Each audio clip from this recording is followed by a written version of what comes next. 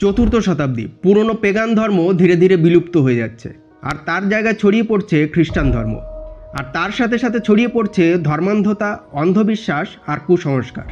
সেই সময়ে মিশরের আলেকজান্দ্রিয়া লাইব্রেরিতে একজন ফিলোসফার ছিলেন যার নাম থিয়ন। থিয়নের এক মেয়ে ছিল যার নাম হাইপেশিয়া। হাইপেশিয়া অত্যন্ত দুরন্ত স্বভাবের।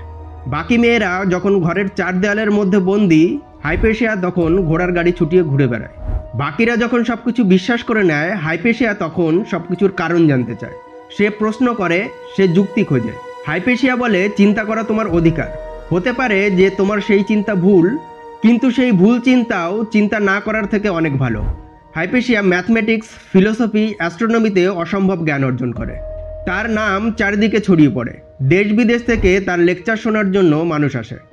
কিন্তু সেই সময়ে খ্রিস্টান বিশপ কাইরিল এবং রোমান গভর্নর ওরেস্টাসের মধ্যে ক্ষমতার লড়াই চলছিল।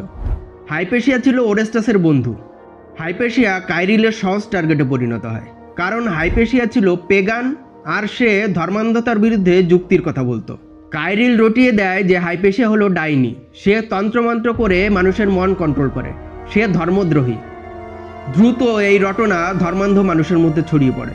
415 সালের এক সকালে হাইপেশিয়া তার ঘোড়ার গাড়ি করে যাচ্ছিল। রাস্তায় একটা উন্মত্ত ভিড় হাইপেশিয়াকে ঘিরে নেয়। তারা তাকে টেনে হিস্ট্রে সিজেরিয়াম নামক গির্জায় নিয়ে যায়। সেখানে তাকে নির্মমভাবে হত্যা করা হয়। আর এভাবে পৃথিবীর প্রথম মহিলা ম্যাথমেটিশিয়ানের মৃত্যু হয় ধর্মান্ধদের হাতে।